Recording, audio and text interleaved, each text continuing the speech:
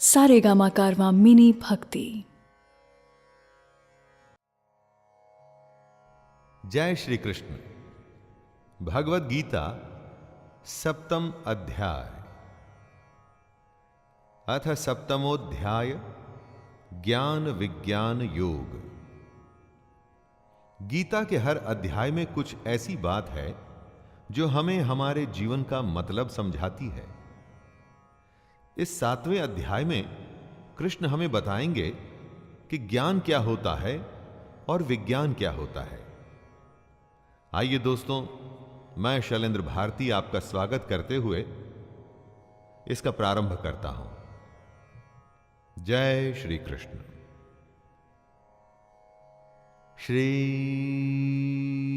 भगवानुवाच मय्यासक्तमनः पार्थ योगं युञ्जन्मदाश्रयः असंशयं समग्रं मां यथा ज्ञास्यसि तच्छृणु। श्री भगवान बोले, हे पार्थ, अनंत प्रेम दिखाते हुए तू मुझको अपने मन में रख। सच्चा भाव रखते हुए योग में लगा रहे। अब मैं तुझे विभूति, बल, ऐश्वर्यादि गुणों से युक्त तेरे अपने ही आत्म रूप के बारे में बताऊंगा, ताकि तू मेरे बारे में कोई संशय न रखे। दोस्तों, कृष्ण अर्जुन को वो सब कुछ बताना चाहते हैं जिससे अर्जुन कृष्ण पर कभी संशय न करे। आप सोचेंगे कि भगवान अपने भक्त को अपनी ही महिमा के बारे में क्यों बताना चाहते हैं? क्योंकि भगवान अपने भक्त का भला चाहते हैं। उसे वो हर चीज बताएंगे जिससे उनका भक्त अपने जीवन में सफल हो सके।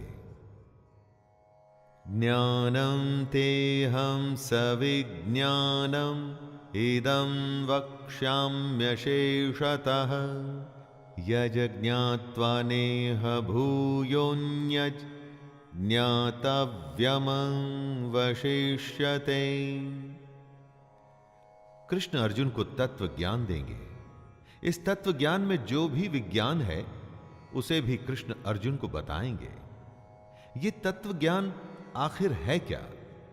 ये वो ज्ञान है जिसको जानने के बाद संसार में फिर और भी कुछ जानने योग्य शेष नहीं रह जाता। परम तत्व परमात्मा की जानकारी को ही ज्ञान कहते हैं। यही सबसे बड़ा ज्ञान होता है। इसीलिए कृष्ण अर्जुन को अपने बारे में बताएंगे, और इसीलिए ये जानने के बाद अर्जुन के मन में किसी भी तरह की शंका नहीं रह जाएगी। एकदम सही बात है दोस्तों। भगवान के बारे में जानने के बाद और कुछ जानने को बचता ही कहां है। मनुष्याणां सहस्रेषु कश्चिद्यतति सिद्धये यततामपि सिद्धानां कश्चिन्मां वेत्ति तत्त्वतः।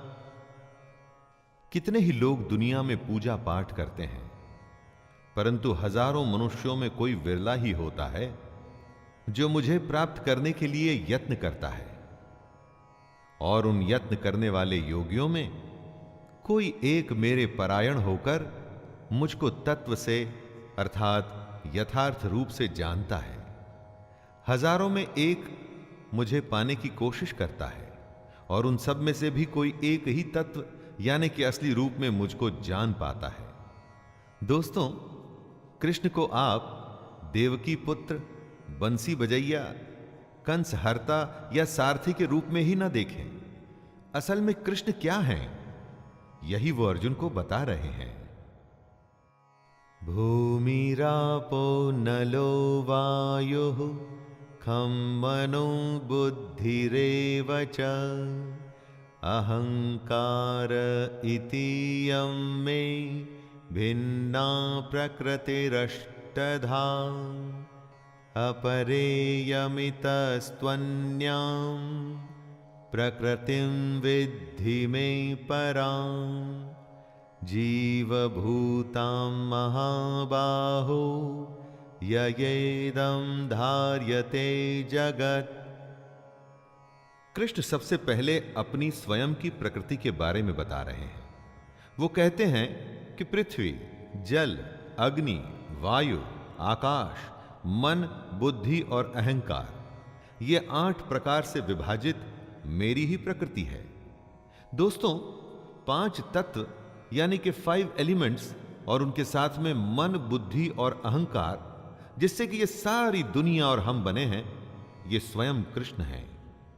कृष्ण आगे कहते हैं कि ये 8 प्रकार के भेदों वाली अपरा अर्थात मेरी जड़ प्रकृति है।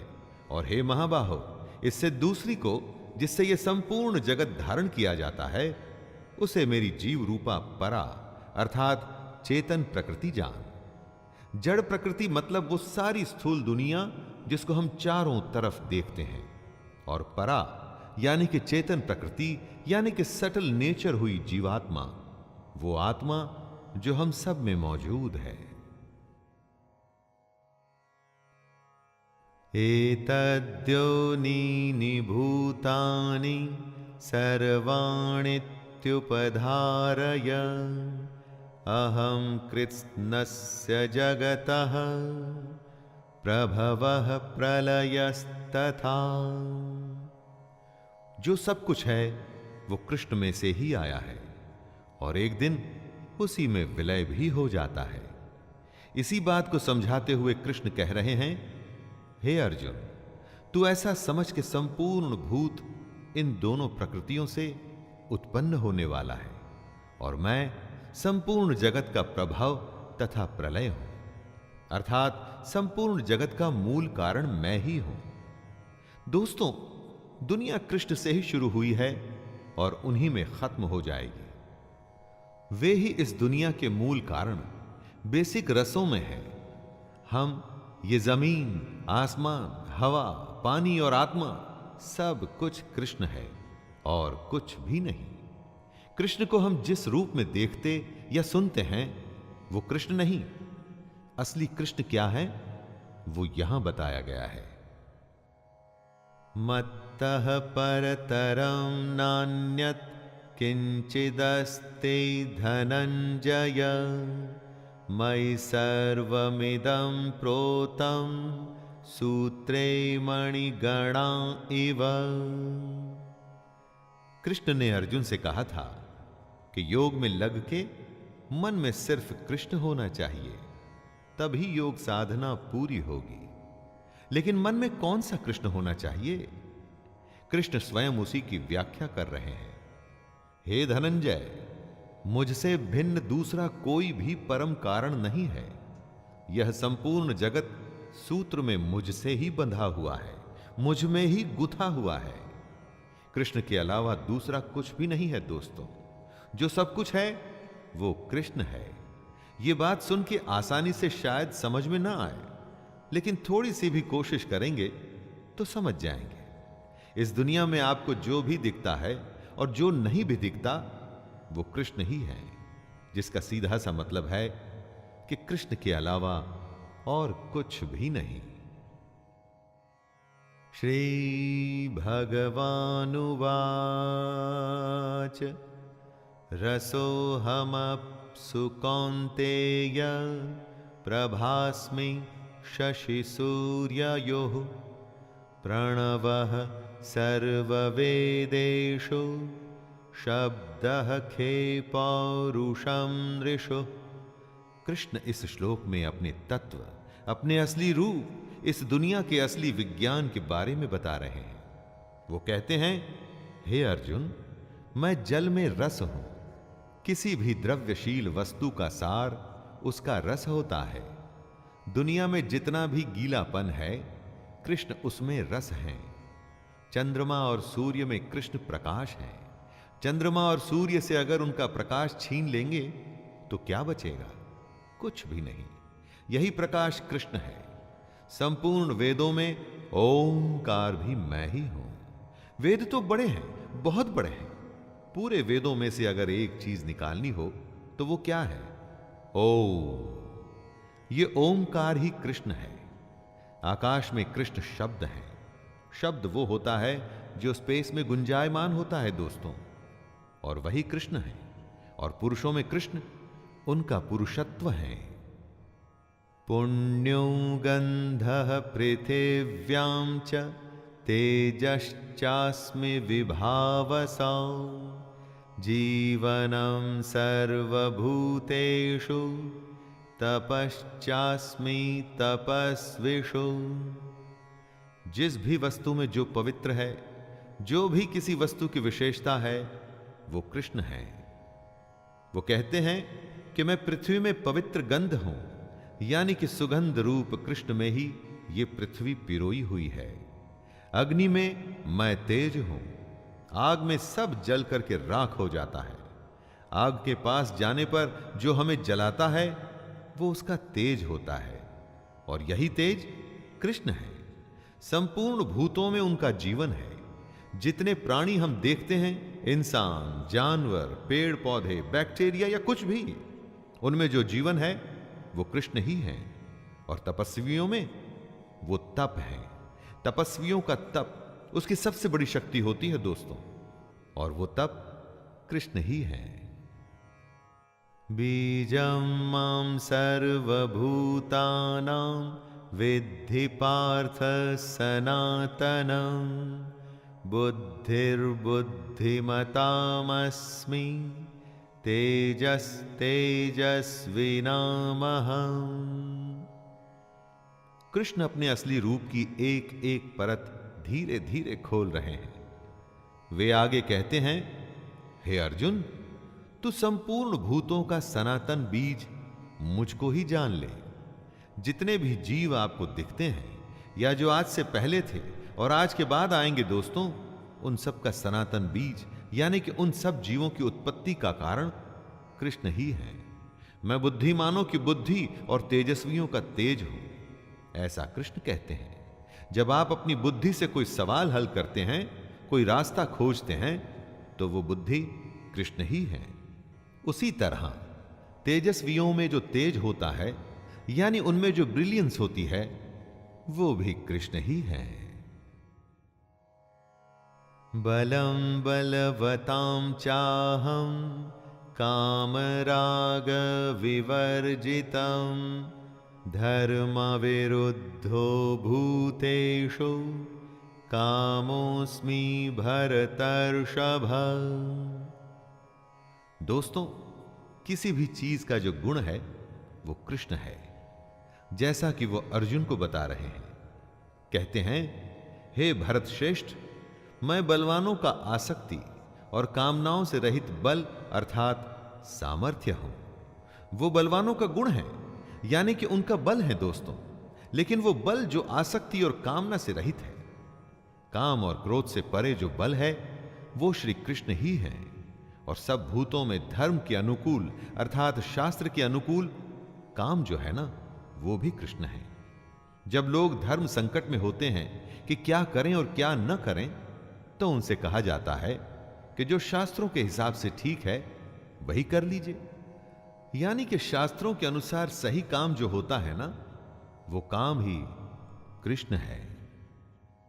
ये चैव सात्विका भावा राजसास्तामसाश्च ये मत्त एवेति तान् विद्धि न त्वहं तेषु ते मयि। जिसमें आत्मा होती है उसे ही भूख प्यास लगती है, लेकिन आत्मा का खुद भूख प्यास से कोई लेना देना नहीं। बात जरा पेचीदा है लेकिन इंटरेस्टिंग है दोस्तों। कुछ ऐसा ही कृष्ण इस श्लोक में कह रहे हैं। जो सत्व गुण से उत्पन्न होने वाले भाव हैं और जो रजोगुण से होने वाले भाव हैं, उन सबको तू मुझसे ही होने वाले हैं ऐसा जान ले, परंतु वास्तव में उनमें मैं और वे मुझ में नहीं हैं। इन भावों में कृष्ण है, लेकिन कृष्ण में ये भाव नहीं है। इन सारे भाव में कृष्ण कभी फंसते नहीं, इसीलिए तो वो योगी राज कहलाते हैं। यही तो सबसे बड़े योगी की अवस्था होती है दोस्तों। त्रिभिर्गुणमयैर्भावैर् एभिः सर्वमिदं जगत् मोहितं नाभिजानाति मामेभ्यः परमव्ययम्। जो कोई भी काम होता है वो या तो सात्विक, राजसिक या तामसिक होता है। इन्हीं तीनों प्रकृतियों से, इन्हीं तीनों गुणों से ही ये सारी दुनिया मोहित होती है। लेकिन जो इन तीन गुणों से परे है वो है कृष्ण। इस कृष्ण को कोई नहीं जानता। हम में, हमारे काम में जब तक सात्विक, राजसिक और तामसिक जैसे गुणों का अंश भर भी मौजूद रहेगा, तब तक हम कृष्ण के असली स्वरूप को पहचान नहीं पाएंगे। जहां ये तीन गुण खत्म होते हैं, वहीं से कृष्ण शुरू होते हैं। इन्हीं तीनों प्रकृतियों की वजह से हम में आसक्ति और कामना होती है। और अगर यही प्रकृति रही तो फिर हमें कृष्ण कैसे प्राप्त होंगे? दैवी हेषा गुणमयी मम माया दुरत्यया मामेव ये प्रपद्यन्ते मायामेतां तरन्ति ते। सात्विक, राजसिक और तामसिक जैसे तीन गुणों में ही सारी दुनिया फंस के रह जाती है। वो कृष्ण के असली स्वरूप को कभी पहचान नहीं पाती। और वो इसलिए क्योंकि ये तीनों मिलके ही माया बनाते हैं। और माया से कौन बच पाया है? माया तो महा ठगनी होती है दोस्तों। लेकिन जो पुरुष केवल कृष्ण को ही निरंतर भजते हैं, वे इस माया को उल्लंघन कर जाते हैं, अर्थात संसार से तर जाते हैं। इस माया के चक्कर से कोई नहीं बच पाया है, सिवाय उनके जो हमेशा कृष्ण को अपने मन में रखते हैं। ऐसा ही करने को कृष्ण अर्जुन से और हम सबसे कह रहे हैं। न मां दुष्कृतिनो मूढ़ाः प्रपद्यन्ते नराधमाः माययापहृतज्ञाना आसुरं भावमाश्रिताः। ऐसे कौन लोग हैं जो कृष्ण को नहीं भजते? तो आइए सुनते हैं, स्वयं कृष्ण बता रहे हैं कि माया द्वारा जिनका ज्ञान हरा जा चुका है, ऐसे असुर स्वभाव को धारण किए हुए मनुष्यों में नीच, दूषित कर्म करने वाले मूढ़ लोग मुझको नहीं भजते। घमंड करने वाले, जो खुद को ही कर्ता मानते हैं, जिनमें असुर स्वभाव है, जो छोटी बातें या हरकतें करते हैं और दूषित कर्म यानी कि करप्ट काम करते हैं ना दोस्तों, ऐसे लोग कृष्ण को नहीं भजते। क्या आप कृष्ण को भजते हैं? उनके कहे निष्काम कर्म को करते हैं? उनके कहे अनुसार योग की साधना करने का प्रयास करते हैं? अगर नहीं करते तो आपको अपने बारे में सोचना पड़ेगा। चतुर्विधा भजन्ते मां जनाः सुकृतिनोऽर्जुन आर्तो जिज्ञासुरर्थार्थी ज्ञानी च भरतर्षभ। यहां कृष्ण उनका वर्णन कर रहे हैं जो उनको भजते हैं। चार तरह के लोग होते हैं जो कृष्ण को अपने मन में रखते हैं। सबसे पहले उत्तम कर्म करने वाले अर्थार्थी, यानी कि सांसारिक पदार्थों के लिए भजने वाले। जिसे दुनिया की चीजों से लगाव है, धन से जुड़ी चीजें जिसे चाहिए, वो है दूसरा यानी आर्त। जो अपने दुख से बचना चाहता है, वो है तीसरा जिज्ञासु, कृष्ण को यथार्थ रूप से जानने की इच्छा रखने वाला। और चौथा होता है ज्ञानी, जो कृष्ण को भजता है। अगर आप कृष्ण को भजते हैं तो देखिए कि इनमें से कौन सी श्रेणी में आप आते हैं। तेषां ज्ञानी नित्ययुक्त एक भक्तिर्विशिष्यते प्रियो हि ज्ञानी नोत्यर्थम अहम सच मम प्रियः। भजने वाले तो बहुत हैं, लेकिन उनमें श्री कृष्ण को पसंद कौन है? कृष्ण कहते हैं, हे अर्जुन, मुझ में एक ही भाव से स्थित अनन्य प्रेम भक्ति वाला ज्ञानी भक्त अति उत्तम है, क्योंकि मुझको तत्व से जानने वाले ज्ञानी को मैं अत्यंत प्रिय हूं और वह ज्ञानी मुझे अत्यंत प्रिय है। कृष्ण वजह भी बता रहे हैं, क्योंकि ज्ञानी उनके तत्व रूप को जानने की कोशिश करता है दोस्तों, इसीलिए वो कृष्ण को अत्यंत प्रिय है। सिर्फ नाम के लिए, स्वार्थ के लिए या अपने दुख से बचने के लिए अगर आप कृष्ण को भजेंगे तो कृष्ण को आप प्रिय कभी भी नहीं होंगे। उदारः सर्व एवैते ज्ञानी त्वात्मैव मे मतम् आस्थितः सहि युक्तात्मा मामेवान्नुत्तमां गतिम्।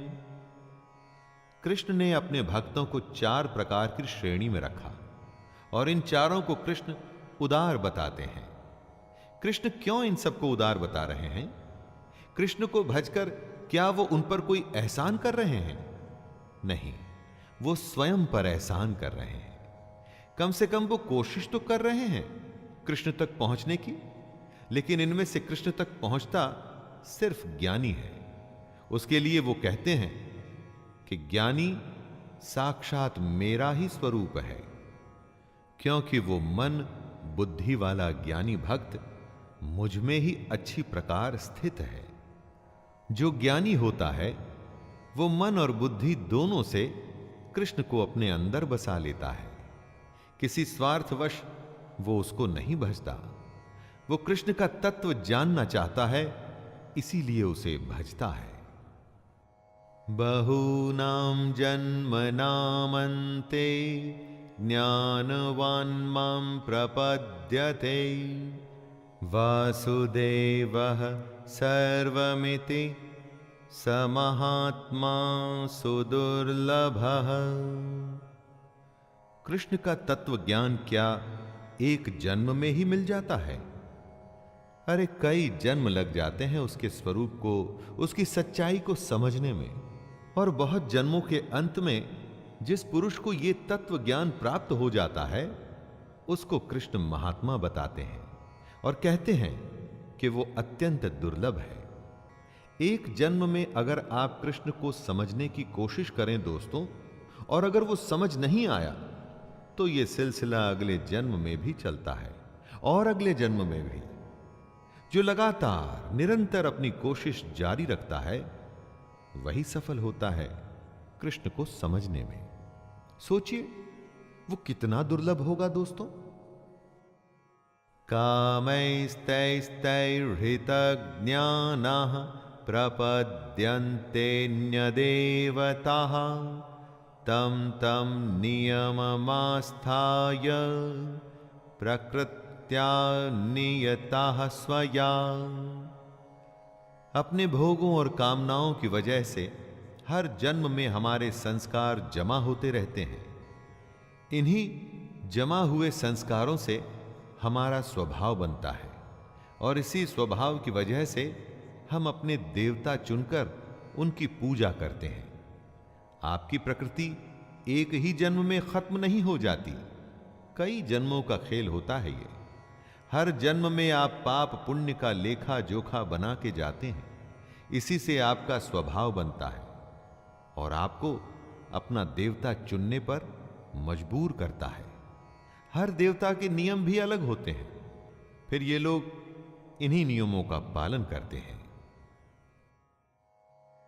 यो यो यां यां तनुं भक्तः श्रद्धयार्चितुमिच्छति तस्य तस्याचलां श्रद्धां तामेव विदधाम्यहम्। कृष्ण ऐसे भक्तों के बारे में बता रहे हैं जो दूसरे देवताओं की पूजा करते हैं। कृष्ण कहते हैं जो जो सकाम भक्त जिस जिस देवता के स्वरूप को श्रद्धा से पूजना चाहता है, उस भक्त की श्रद्धा को मैं उसी देवता के प्रति स्थिर करता हूं। जैसी जिसकी भक्ति वैसी उसकी पूजा। कोई मूर्ति में भगवान देखता है, कोई वृक्ष में, कोई नदी में, तो तो कोई गौ माता में अपना ईश्वर देखता है। कृष्ण किसी में भेदभाव नहीं करते। वे समझा रहे हैं कि सकाम भक्त, कर्म करने वाला भक्त जिस भी देवता को चुन ले, कृष्ण उसकी भक्ति को उसके देवता में स्थिर करते हैं। सतया श्रद्धया युक्तस् तस्याराधनमीहते लभते च ततः कामान् मयैव विहितान् हितान्। आप अपना देवता चुन लीजिए। आपकी श्रद्धा को कृष्ण स्थिर करेंगे और फिर जब आप कृष्ण द्वारा स्थिर की गई श्रद्धा से अपने देवता को पूजेंगे तो उसका फल आपको अवश्य मिलेगा। हर देवता का अलग विधान होता है, अलग नियम। आपको जो फल मिलेगा वो उस देवता के नियम से ही मिलेगा, लेकिन उसके मिलने की गारंटी कृष्ण ले रहे हैं। वो आपकी श्रद्धा की भी गारंटी ले रहे हैं। आपको बस सकाम भक्त बनना है। इसका मतलब ये मत समझ लीजिएगा कि सब काम छोड़ करके सिर्फ भक्ति में लग जाना है। अपना काम अच्छे से करिए। उस अच्छे काम को पूरा करने की गारंटी कृष्ण की है दोस्तों। अंतवत्तु फलम तेषां तद्भवत्यल्पमेधसां देवान् देवयजो यान्ति मद्भक्ता यान्ति मामपि। जो जिसको पूजेगा, जो जिसको भजेगा, वो उसको प्राप्त होगा। जो कृष्ण छोड़कर दूसरे देवताओं की पूजा करना चाहते हैं, कृष्ण उनका स्वागत करते हैं, लेकिन कृष्ण साथ में चेतावनी भी दे रहे हैं कि देवताओं को पूजने वाले देवताओं को प्राप्त होते हैं और मेरे भक्त चाहे जैसे ही भजें, अंत में वे मुझको ही प्राप्त होते हैं। दोस्तों, आप किसको भजते हैं यह निर्णय आपका है। उसका फल भी फिर उसी पर निर्भर करेगा। कोई अगर कुटिल मार्ग चुनता है तो आप उसे रोक नहीं सकते। यह उसका खुद का फैसला है, लेकिन उसके बाद क्या होगा उसके लिए भी उसे तैयार रहना चाहिए। अव्यक्तम व्यक्तिमापन्नम मन्यन्ते माम बुद्धयः परं भावमजानन्तो ममाव्ययमनुत्तमम्। कृष्ण योगेश्वर हैं। महाभारत के समय वो शरीरधारी योगी थे। समझदार लोग कृष्ण के अव्यक्त रूप को समझने की कोशिश करते हैं, लेकिन बुद्धिहीन पुरुष उनको मनुष्य मानते हैं। इस श्लोक में कृष्ण इन दोनों के बीच का फर्क बता रहे हैं। दोस्तों, कृष्ण को मनुष्य मानने की गलती मत करिएगा, क्योंकि अगर आप ऐसा करेंगे तो अपना समय और जीवन जाया करेंगे। असलियत किसी के मानने या न मानने से नहीं बदलती, और असलियत कृष्ण का असली स्वरूप जो इस जगत के कण कण में मौजूद है, हर जीव में उनका अंश है। कृष्ण को समझने का साधन है योग, यानी निष्काम कर्म, और मन में कृष्ण को धारण करना। नाहं प्रकाशः सर्वस्य योगमाया समावृतः मूढ़ोऽयं नाभिजानाति लोको मामजमव्ययम्। ईंधन में अग्नि छुपी होती है। जब तक उसे चिंगारी न दिखाई जाए तब तक वो प्रत्यक्ष नहीं होती। उसी तरह से कृष्ण भी अपनी योग माया से छिपे हुए हैं। अज्ञानी जन समुदाय जन्म रहित अविनाशी परमेश्वर को नहीं जानता, अर्थात वो कृष्ण को जन्मने और मरने वाला समझता है। लेकिन ज्ञान या योग वो चिंगारी है जिससे कृष्ण प्रत्यक्ष हो जाते हैं। रास्ता दिखाने वालों की भी कमी नहीं होती दोस्तों, और गुमराह करने वालों की भी नहीं। अज्ञानियों से वास्ता रखेंगे तो हमेशा गुमराह होंगे, क्योंकि उनके सोचने का तरीका ही गलत होता है। इसी गलत तरीके के बारे में कृष्ण ने इस श्लोक में बताया है। वेदाहं समतीतानि वर्तमानानि चार्जुन भविष्याणि च भूतानि मां तु वेद न कश्चन। जिस दुनिया में हम हैं वो कई जन्मों का खेल है। हम पहले भी थे और आगे भी रहेंगे। इस बारे में कृष्ण कहते हैं, अर्जुन, बीते हुए समय में, वर्तमान में और आगे होने वाले सब समय को मैं जानता हूं, परंतु मुझको कोई भी श्रद्धा भक्ति रहित पुरुष नहीं जानता। क्या हुआ था, क्या हो रहा है और क्या होगा, ये सब कृष्ण जानते हैं। लेकिन अज्ञानी जो श्रद्धा या भक्ति से दूर हैं वो नहीं जान पाते। दोस्तों, यहां भक्ति को पूजा पाठ से मत लीजिएगा। अगर आप अपने निष्काम कर्म के प्रति समर्पित नहीं हैं, पूरे मन से उसमें नहीं लगे हुए हैं, तो कृष्ण के कहे अनुसार आप अज्ञानी हैं।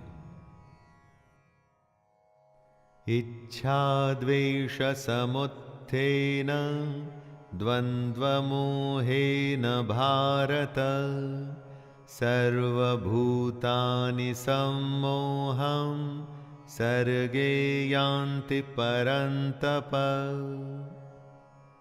ऐसी क्या वजह है कि कोई भी कृष्ण के असली स्वरूप को जान नहीं पाता? वो इसलिए कि हम में से हर किसी में इच्छा और द्वेष से उत्पन्न मोह मौजूद है। ये मोह ही हमें अज्ञानी बनाता है। किसी से प्यार, किसी से झगड़ा, किसी का बुरा चाहना या किसी के लिए सब कुछ कर देना, इच्छा और द्वेष के यही तो सारे खेल होते हैं। इन सब के चलते क्या आपको लगता है कि आप इस दुनिया की सच्चाई को जान पाएंगे? पहले हम सबको अपने इस उथले रवैये से बाहर निकलना होगा।